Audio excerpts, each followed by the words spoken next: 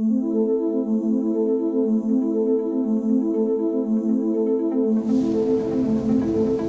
my name is David Svetkowski, and to my left here I have Sophie Upton and Mr. Justin Fay, and we wanted to do a piece. We're quite often, questioned by the stakeholders that we deal with from a graduate recruitment perspective, be it, and we're talking about generational differences from some of the managers that we get to deal with, the directors, right through to the graduate managers, and then of course the graduates. And the way we thought we would probably handle this, and it might be a bit earthy and unique, is to kind of position ourselves and the generational differences that define, I guess, us, but obviously then bring it back to, I guess, some tips and advice on how we manage our relationships across the three generations. So maybe you just define the generation that you come from. Yeah, so I'm a millennial. So I was born between 1981 and 1994.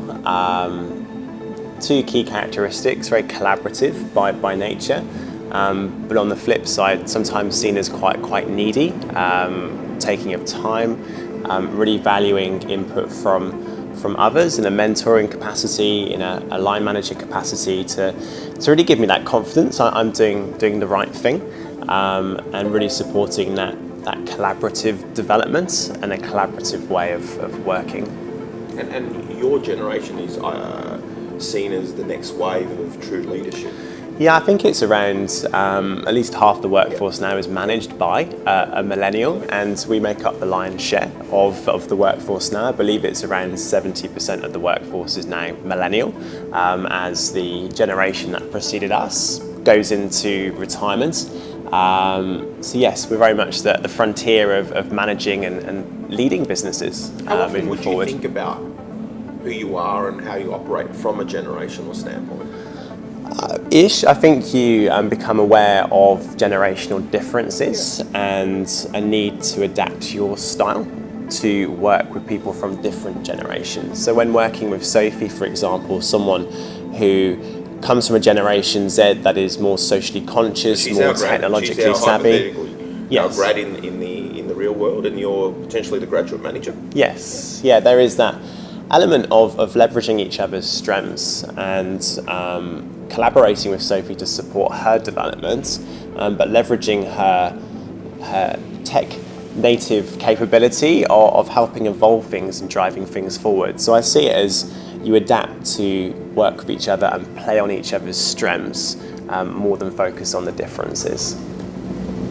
And you, Sophie? Yeah, so as Justin mentioned, I'm Gen Z, so born between 95 and 2015. And you'd be reflective of most of the graduate audience that we're looking to recruit out there. Yeah, we're probably in the second or third round of recruiting graduates that are in the Gen Z generation. So there's a lot of talk out there and research starting to happen about some of those differences and what it actually looks like in terms of managing the day-to-day in the workplace.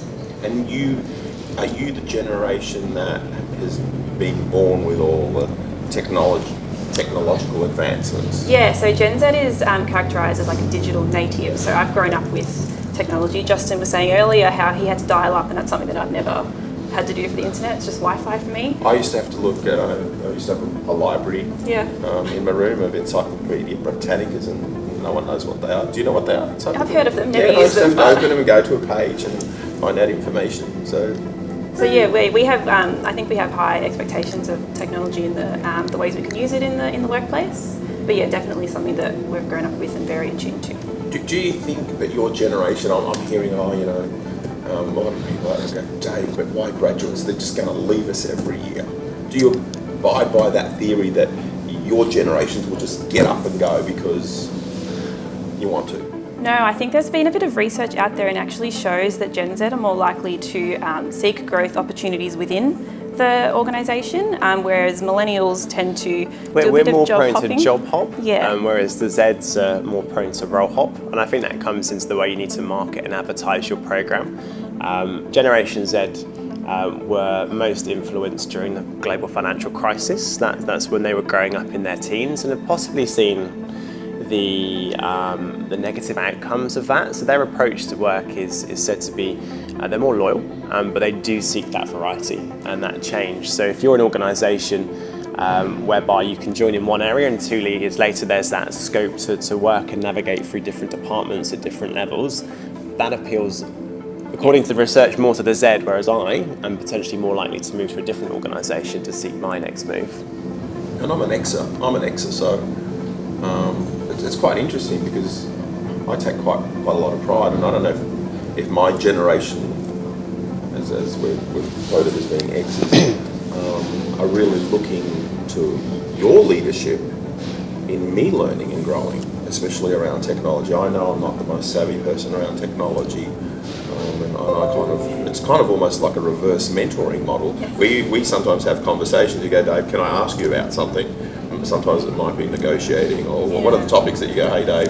Oh God, everything, just day-to-day stuff. I'm like, Dave, we chat about this. Yeah, and I'll go, no. So can you help me with something? And that's actually quite a nice thing across generations.